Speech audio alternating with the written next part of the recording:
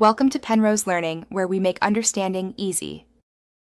You start by confirming the Nitro 5 model and which discrete GPU you have, because drivers differ. Once done, plug into AC power and pick the Performance Power Plan to avoid throttling. Next, open Device Manager and make sure the discrete GPU is enabled. If disabled, right-click and enable it. You do this now so the system recognizes hardware and accepts driver installs. This first set of actions prevents later conflicts and gets you ready for driver setup.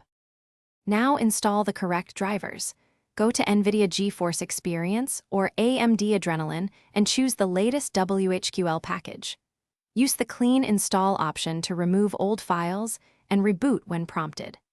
After reboot, open Windows Settings Graphics and assign the discrete GPU to your heavy apps, or open the vendor control panel and set global/per-app preferences. Do this so games and GPU-accelerated apps actually use the discrete chip rather than the integrated graphics. Finally, verify everything with a benchmark or game and watch temps, clocks, and FPS so you know the GPU is active.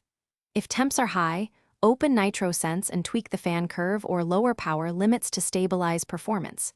Make sure Windows Power and vendor settings remain in performance mode.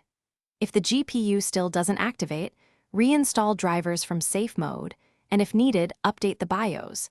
This often fixes recognition issues. A key tip: test after each change to isolate the cause quickly. Thanks for watching. If this was helpful, leave a like and consider subscribing. See you next time.